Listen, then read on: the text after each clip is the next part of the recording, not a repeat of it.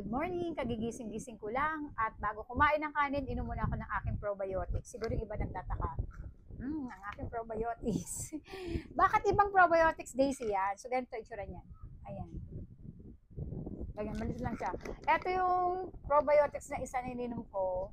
Marami akong probiotics na iniinom. Ito, Acidophilus to. Yung isa yung Eurobio. Meron din siyang Acidophilus, Rhamnosus, saka kasi, tapos meron siyang, cranberry extract. Dito kasi, kaya hindi ko siya maiwan-iwan, dito kasi bumango yung aking, may tubig, yung aking caps, yung aking pet-pet, ayan, dito siya bumango. Yes, dito siya bumango. At dito rin ako nag-start na nawala yung pangangate ng aking pet-pet, ganyan, yung pamamaho, ganun. Bumango talaga siya. Tapos nag-switch ako doon sa Eurobio kasi nga meron siyang tatlo na lactobacillus strain para sa may mga pabalik-balik na UTI, ganun. Wala naman ako pabalik-balik na UTI, pero since na probiotics siya, tiwala ako. Tiwala ako sa probiotics, kahit paanong brand yan ng probiotics.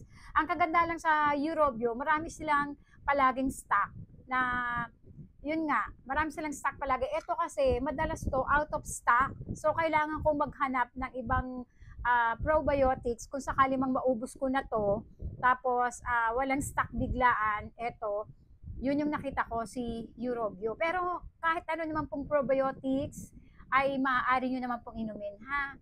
Pero mas maganda, pero yung merong coverage na lactobacillus sa ating mga pekpek. Ito kagaya nito Acidophilus.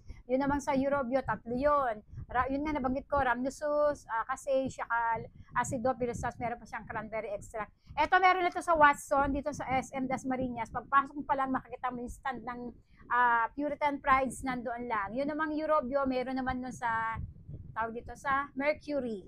Pero dito ako bumibili sa TikTok nito, siya kayong Eurobio, kasi nga, mas less yung babayaran ko. Minsan pa, meron pa silang mga pa-promo. Minsan meron silang mga 10% discount, o kaya mas malaki pa. Lalo na kapag mga birthday sale, mga 9988, 1010, 1111, 1212, yung mga ganon. Kaya mas gusto kong dito na lang ako bumili. Dapat sa mga legit ha. So ayun lang, yun nga, yung dalawang probiotics na ininom ko, Eurobio, saka etong Puritan Pride, ganyan. Yung Eurobio malalaki siya. Nasa rep, eto nasa rep din to, nilalagay ko rin to sa rep namin. Kasi nga, kailangan manatiling buhay yung good bacteria or yung lactobacillus, ganon. Ayan, pero syempre ha, mga Mima, consult your doctor first ha, kahit pa sabihin natin probiotics yan. Lalo kung ikaw ay may matinding pangangating pekpek, pangangamoy ng pekpek at pabalik-balik ng UTI. Kailangan pa rin natin kumonsulta sa ating mga doktor. Kagaya ko yung kaunang matagal na kasi ako umiinom ng probiotics.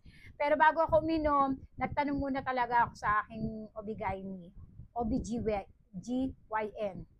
Nagtanong talaga ako sa kanya, saka sabi niya, very good, inom ka, maganda yung probiotics. So, ayan na nga.